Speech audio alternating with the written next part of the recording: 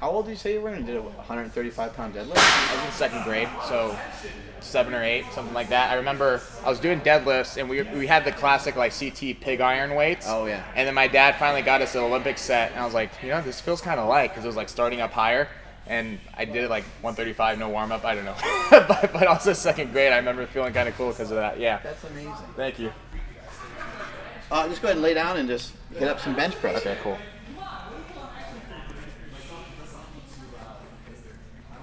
See what it looks like.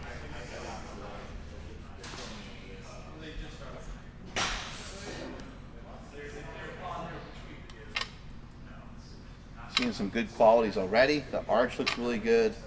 The legs being involved looks really good. Go ahead and pause at the bottom here for a second. And Ryan, if you can come over here, come over top. We still need to kind of pull the arms in a little bit, in my opinion. Me personally, I like the elbow to be on this side of the bar and to be stacked underneath your wrist. So I like the elbow to be right there. And if you come way up high, you're going to see his elbow is like on that side of the bar a little bit, or at least it should be. Yeah. Which kind of turns a bench press into like almost like a tricep extension in a weird way. But Jimmy's got big lats, he's got big triceps. Go ahead and press up. See it. So it's loading the tricep a little bit more. Loading the tricep more, and because he's jacked, we have the luxury of dropping the forearm onto the bicep and dropping the tricep onto the lat. Mm-hmm. And out of the bottom, you're doing a lat spread. Bam. Yeah, I feel that. Okay. And as you're coming down, especially those of you who have weird shoulders or shitty shoulders, you can think about using your biceps. So go ahead and pull those weights into you as you come down. Okay. Yep. Another tip is as he gets all the way down and he's on his chest, now pull the weight through you and then throw it up. Yep. Okay, cool. Yeah. And that for assisting with the pause. I think so. Okay. Yeah, I think so. That's what's always helped me a lot. Interesting. Nice. And it's you're involved in the coolest sport, because I think everything is jiu-jitsu. I think the way that we interpret information, I think, is like mental jiu-jitsu or mental karate. You're trying to block a punch and throw another one sometimes, right? Or we're trying to figure out how to deal with the situation. Like one way to deal with a situation, if somebody wants to like kick your ass or try to beat you up, is just to be really insanely proficient at fighting to the point where someone's like, I'm mad at him, but I'm not gonna engage in that conflict with him. And I think in any of the stuff that we're trying to do in life, in my opinion, so many things have to do with a skill set.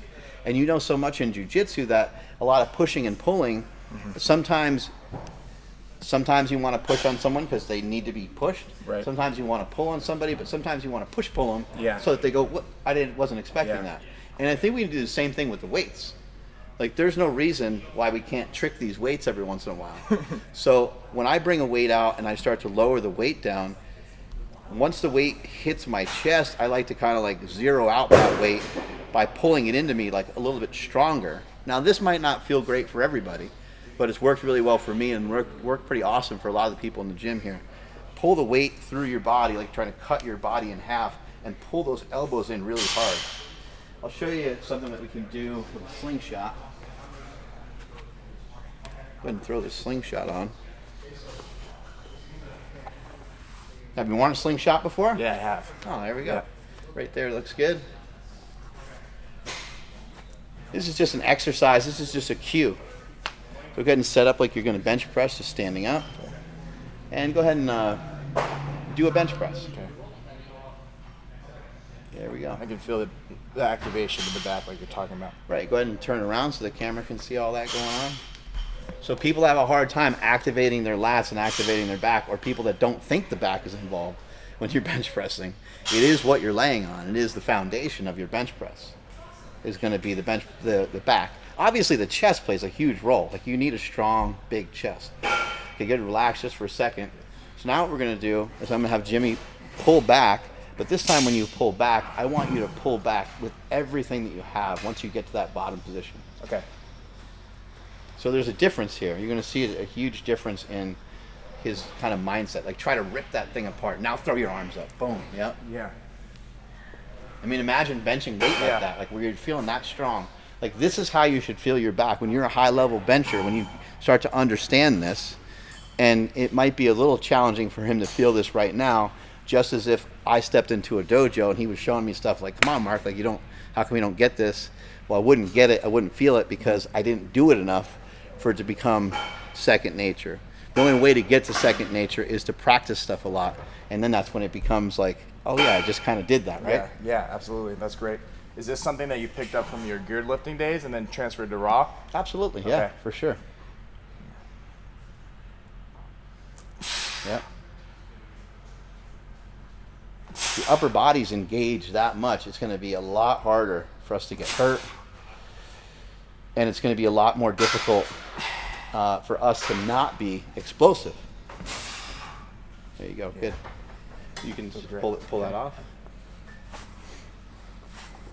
So it's good that like a lot of the form and technique is looking there, is already in there a little bit. I do need you to pull your elbows in a little bit more. So as we work on it, we'll work on that a little bit more. There's a couple things with just moving weight in general. Like if we don't engage the lats from the beginning of the exercise, it's going to be hard to keep them. You want to try to have your lats involved in the whole exercise. So if you do so from the beginning, whether it's a squat, whether it's a bench, or whether it's a deadlift, all three of those lifts, the lats need to be turned on for all three of those lifts. And oddly enough, the shoulder needs to be in this position, down and kind of back for all three of those. Obviously, when you start a bench press, it's not gonna start there necessarily, but you don't want to unravel this and have a longer stroke, so you are still kind of in this down and back position. When we squat, we're in this down and back position. When we do a deadlift, you were just explaining yesterday, like how you want to kind of bend the bar and you want those lats turned on, right? Yeah. But you want the arm to be long. Yep. And when the arm is long, we're pushing away, and that lat starts to get turned on as well, all the way to the point where it feels like it's going to cramp. Mm-hmm. So the most common muscle utilized in powerlifting on all three of the lifts, even though all three of the lifts are quite different, is the lats itself. But in order to express any of this, we have to have everything connected to the bar from the beginning. As you know, with big deadlifting, it's like if I don't grab the bar correctly, even that can set me off. I got to grab the bar correctly. I need to use the bar to create tightness. I need to use air to create tightness. And I'm going to set everything into my hammies first before I go and pull myself into position. Why are you setting everything in your hamstrings? Because if you don't do it in the beginning, you're not going to be able to have it later on. Mm-hmm. So one of the things that we teach is try to crush the barbell. Really squeeze the bar. If Jimmy shakes my hand and he just squeezes it kind of gently, there's not a ton of activation going on. Mm-hmm. Now go ahead and just squeeze it with everything you got. See how even his neck tensed up. Mm-hmm. But we want that because this is lifting. I want his shoulder to be engaged. I want the bicep to be engaged. Go ahead and squeeze again with everything you got. The pec everything got engaged, and we didn't even do anything yet. Yeah, okay. That's an advantage. I mean, we don't want to be like tight and like not loose at all, but we do want to tell the whole body, the nervous system, hey, we're trying to do something big here, trying to do something important. So we're going to load up some weight and we're going to work on the bench press, but that all starts with crushing the bar. Squeeze the bar as hard as you can. A lot of times our instruction is to try to bend the bar. In the case of the squat, you're trying to bend that bar around your back. In the case of a bench press, you're trying to bend the bar, especially as you're taking that weight out of the rack, you're trying to really bend that bar. On the way down, we're trying to bend that bar, and then what makes the bench press a little different than the other two is that as we push up, we're trying to spread the bar apart. Bend the bar on the way down, spread the bar apart. In the case of the deadlift, we want to turn a deadlift. We want to be able to squeeze and engage the lats so hard in the deadlift that when we're done with the bar is bent, and it's bent around you, because that would be the most, obviously that's not going to happen, right? But we want to turn the bar into a trap bar, because everybody knows you can lift a lot more weight when you do a trap bar deadlift versus a regular deadlift. Why is that? Because the weight is out here. We want to engage those lats so strongly, though, that the finish of a deadlift is fairly easy. We just get right here, drive the hips forward. We're going to load this guy up with some weight.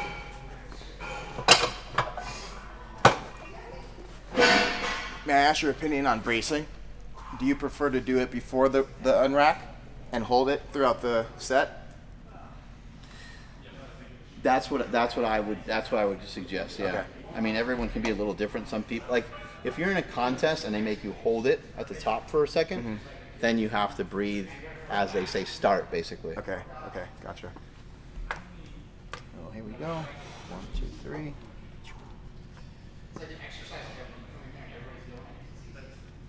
There we go.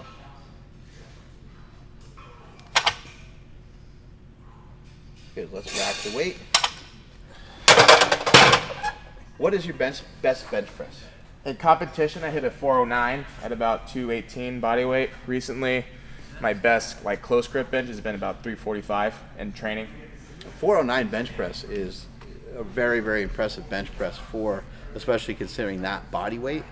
But I would also say, what's your best raw squat and what's your best raw deadlift? In training, my best raw squat was 715. The best raw deadlift was 765 in training. So I think if we're giving some reasonable criticism, we could say, hey, you know what, that bench should probably be more like 440, right? Yeah. Like that sounds like, 440, maybe getting close to 460. And now we have not only a badass power lifter, but we have a power lifter that's really complete. He's really good at all 3 lifts. Right now, he's really good at squat, he's really good at deadlift, and he's somewhere in between that when it comes to bench pressing. What I'm seeing from you so far is, and this happens a lot, this guy's got some wide shoulders. Got some very wide shoulders. And it sometimes makes it more challenging to tuck the elbows in. So what I'm seeing from you is, I think we need to tuck those elbows in a little bit harder. Okay. So let's try that on the next set. See if we can get the elbows to almost like, especially with your shirt off, it should like, your lats should kind of get like red from like your arms are kind of scraping up against them. Okay, should my grip change if I'm tucking so hard that I start to externally rotate here? Or what's your opinion on that? Yeah, if somebody watching is trying to do that, especially if it's like a female lifter and they're going wide and they're internally rotating this way, then they end up in this like weird position, and that's not going to be very strong. So you want to stack your bones is what we call it. As fighters call it the same thing, stacking your bones. You want to stack your wrists and your elbows, when you go to throw a punch. If I came at him and threw a punch like this, he'd be like, bro, what's up? That was not very effective. That didn't hurt. But if you stack your bones and you have your fist and your wrist and your elbow in alignment, now when you throw a punch, it should be a lot stronger. If we stack our bones in lifting, we should be able to create an environment that gives us a lot more leverage. Okay. So let's have you really work on just trying to bring those elbows in a little bit more. So maybe go like, I don't know what your normal grip is, but maybe go pinky on the ring there. Yeah, typically I'm closer grip, but Let's do it with this one, okay?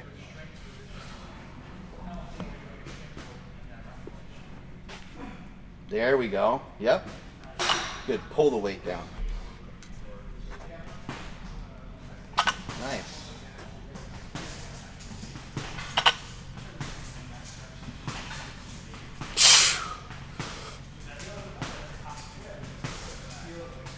There you go. Good. So I honestly believe with that change right there that you'll be stronger. Okay. If you lay back down on the bench for a second, you don't need to grab the weight. If I take his arm, hopefully he'll let me take it so he doesn't fucking jujitsu me over here. Ryan, if you can come over here for a second, and if I take his arm, I'm just going to use this one arm, so the other arm can relax if you want or whatever. If I take his arm through a range of motion that he was utilizing a little bit earlier, so I'd bend the elbow, and he wasn't like way out or anything, but what happens is, make a fist, what happens is the elbow starts to really drop behind the midline of the body, and now it's like, man, we're really exposed through here, which is actually kind of cool for building a bigger chest, and that's probably why he has such a big chest, is because he's been benching a little bit more like this.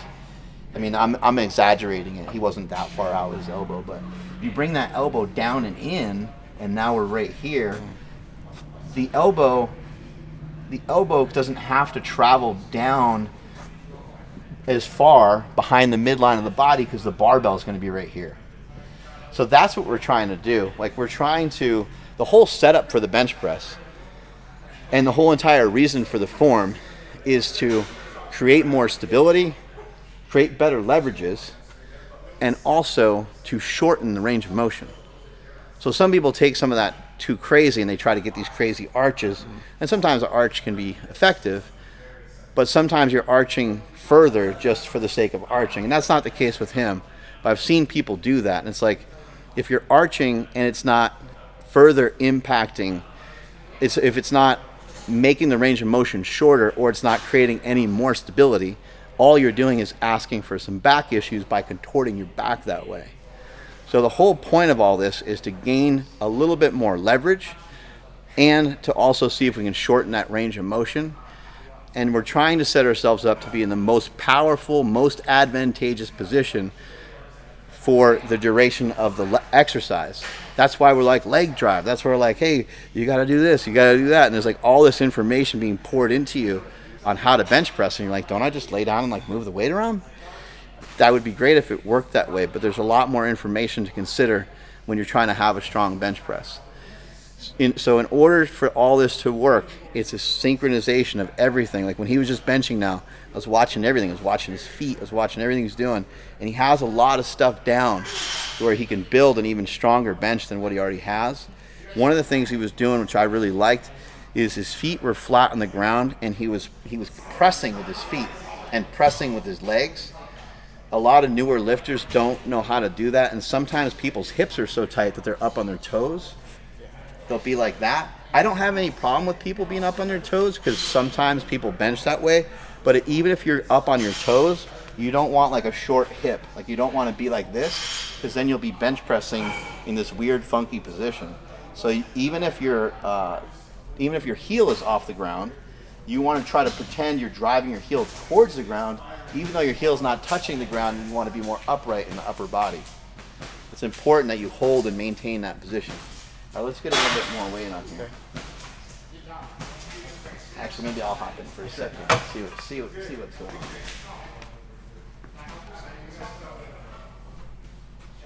on. Ba-boom.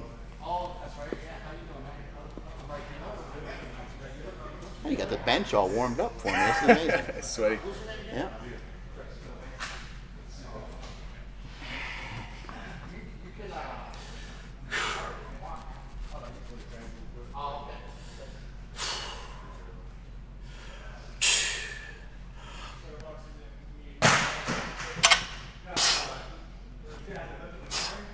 Pull the weight into you.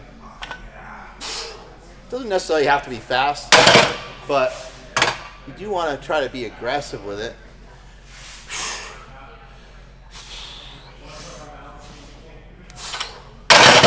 Really pull those weights and really exaggerate those elbows.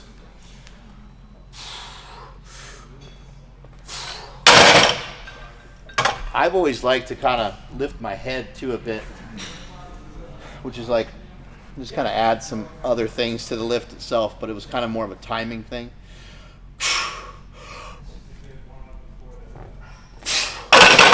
So then it's boom, I just throw the thing off me and try to get away from the lift. Does that help shift your weight back for the leg drive aspect? I think so. Okay. I think that's what it did for me. Okay. It's just like a timing and rhythm thing. I'm sure you have these little certain things that you do in jiu-jitsu that you're like, I don't know about how many people I can teach that to. It's just a little thing that you like to do, but maybe some people find utility in it. Okay, cool. Let's have you just try the same weight again. Sure. We don't need to add anything yet. Yes. There we go.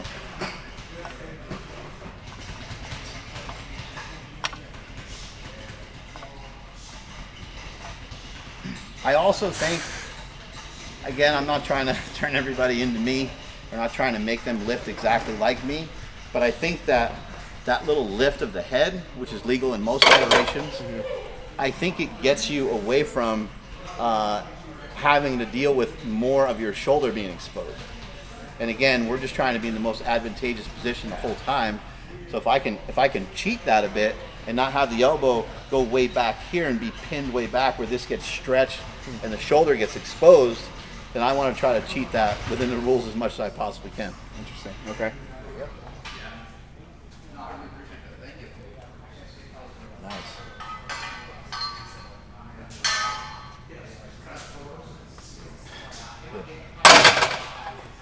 Good. It looked like you're getting the hang of it.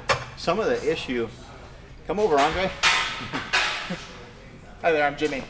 Nice to meet you, brother. Nice to meet you. Thank you. You too. You too. Thank you. Power lift, body build, jiu-jitsu. Mm-hmm. Thank you. Thank you. Yeah, that was looking really good. It looked like you're kind of starting to get the idea to pull the elbows in more. Mm-hmm. Jimmy, you could turn around just for a second. You can look at, see, part of the issue with pulling the elbows in is when you have this large of a back.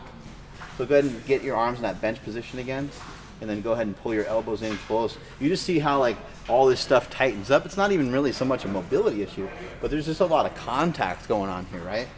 And I've seen this with some other lifters in the past, so it does make it challenging, but he could still do a better job of what he was doing previously with getting those elbows in. And another key component to this, which is a key component for anyone when it comes to bench pressing, is to figure out ways to really overload the triceps a lot. Okay.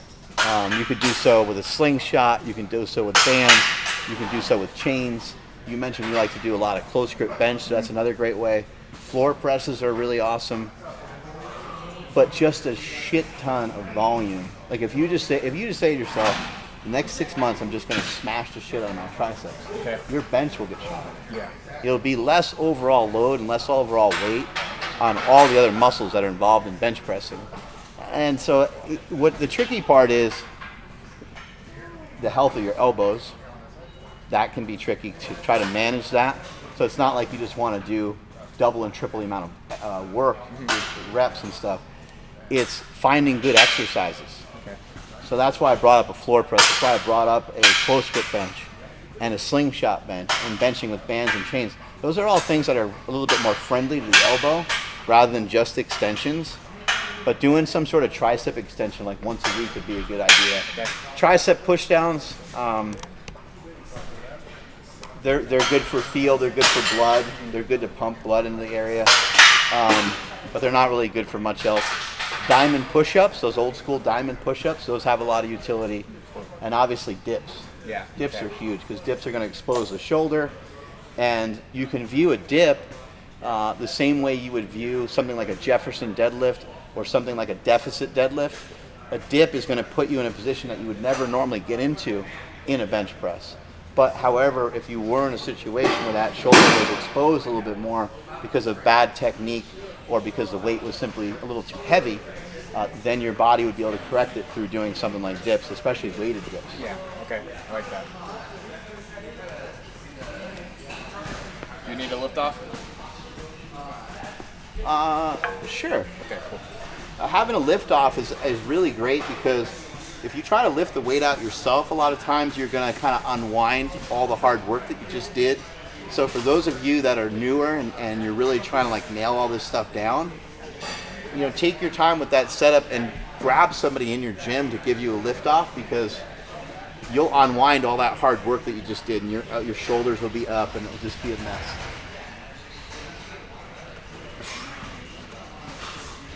Up.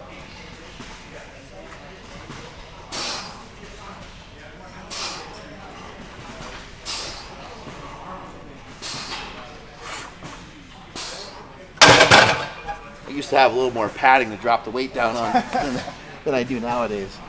But that still feels pretty good. Let's have you throw on a slingshot just for purposes of you feeling the technique over and over again. Let me get a little bit. This red one would be good. Try to get it up over these huge pipes. This is the OG one, yeah? Mm-hmm. Yep. It's a little bit more of a. Get it over these bulky triceps. There you go. Mm-hmm. You have a group of people that you lift with, or you like to lift by yourself mainly? Generally, I lift by myself, but for a long time, I was lifting with my house strong team, like a bunch of my best friends. We basically Nice. just started a powerlifting team back in Arizona. It turned into my own brand and everything that I run back home. Oh, that's awesome. Yeah, thank you. Very cool. Is that right side high enough? A little bit higher. I think you're good, but yeah, if it feels like you move. That's okay. There we go. Okay, cool. everyone's body type is quite a bit different, and so Jimmy doesn't have like crazy like long arms, but in comparison to the rest of his frame and the rest of his body, the arms are a little bit long. But it's a big mistake to utilize. It's a big mistake to try to claim that your body is the limiting factor. Like, oh, I really struggle with the deadlift because I'm 6'3". Actually, the strongest deadlifters of all time are usually 6'3" and taller. Some of the great squatters I've seen, Kirill Serkev, who used to hold the all-time bench press record. I've seen him bench 400 kilos, 881 pounds. So, and he's 6'5". Oh, wow. So a lot of the height stuff is like kind of garbage. You probably see it in jiu-jitsu too. Yeah, Some guys are like, I'm too short for the, or I'm too tall, and it's like, I saw a guy the other day who's 5'3", who kicked somebody else's ass pretty bad. Yeah. And I've seen a guy who's 6'8", kick someone else, right? You see a lot of that. So I think in lifting, it's easy just to say, I got long arms, so the exercise is hard. That might be true, but again, what I always like to bring people back to is we all possess the ability to get better. I think we can all agree on that. Absolutely. Okay. All right. Positioning on the slingshot, do you prefer it to almost fold over your chest or keep it spread? It looks good right where you have it, and I think as you take the weight out, it should kind of fall right in the right spot. Okay. Some people like to have the slingshot higher, and other athletes like to have it a little bit lower. Some people like to wear it kind of right on their elbow. I always like to have it a little bit more. Jimmy has it above the elbow. And so I think that's going to be a good spot to go from. Okay, cool. Look at the cleavage you guys got, too. That looks insane. Sorry, Mom. Yeah.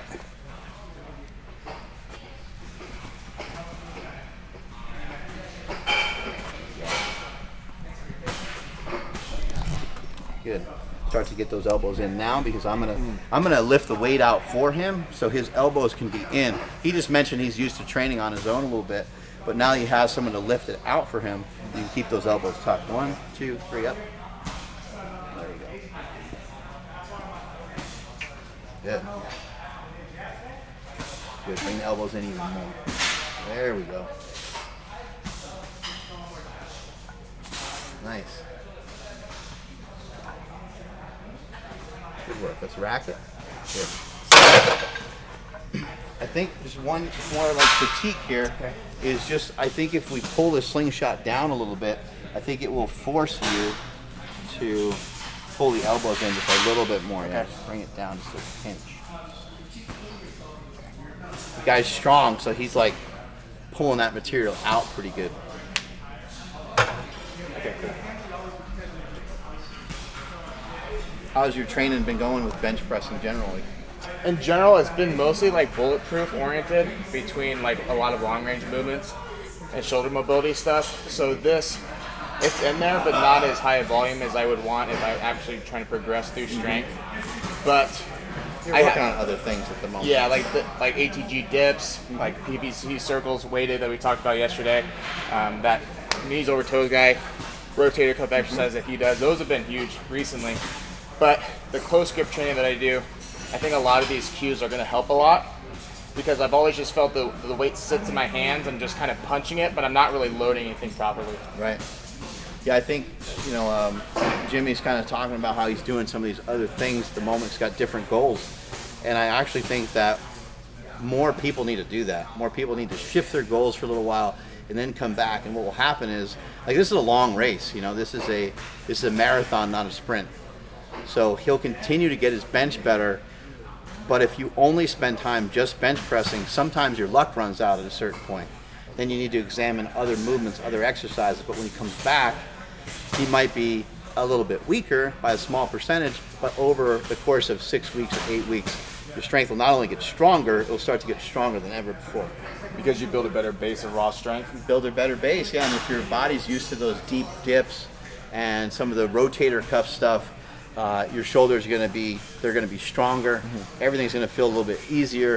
If you're sticking with your close grip bench press and you're training the triceps, when you go back to bench pressing, I saw it firsthand with Stan Efferding. Everybody always thought that he did bodybuilding and powerlifting together. They're like, oh, that's crazy.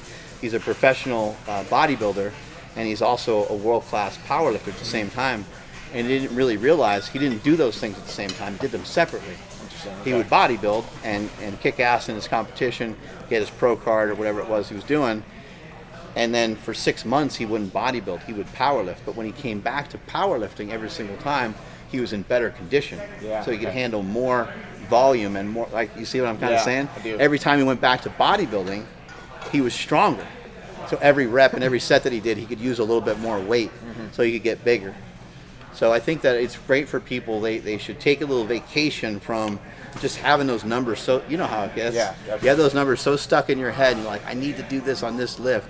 Well, if you have been saying that for a long time, you've been really stuck, it's time to probably move on and do something different. I know it's hard, but move on to something different. When you come back to that thing that you love, that you want to improve upon, it'll be that much easier. Let's have you hit up another set here.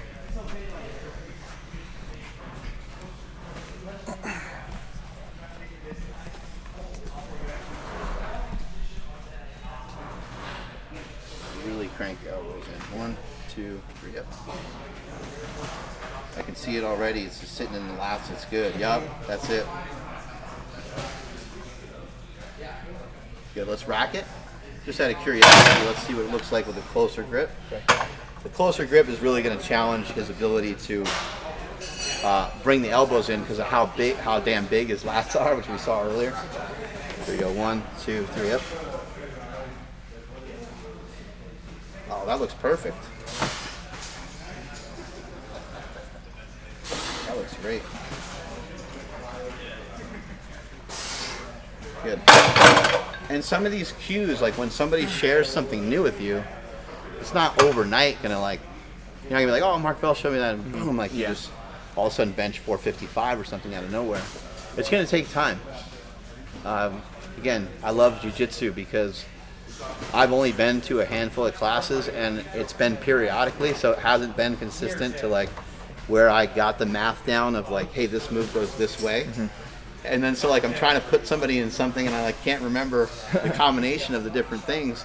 But I feel like lifting is that way too. If somebody's cueing you and they're saying, hey, knees out on the squat, and you're like, okay, knees out, and you do knees out, the next thing you know, you're like leaning real far forward and like chest up, and then you're like trying to remember all this stuff, and you're going back and forth between the two, and you feel like you're just going to fall on the ground at some point, right? Exactly. Yeah, for sure.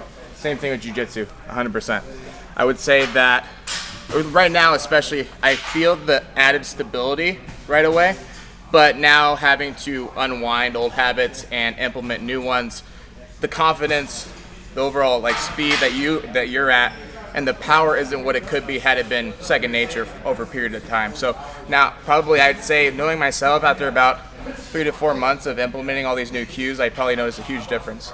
Where can people find you? Where can they follow along with more stuff from you?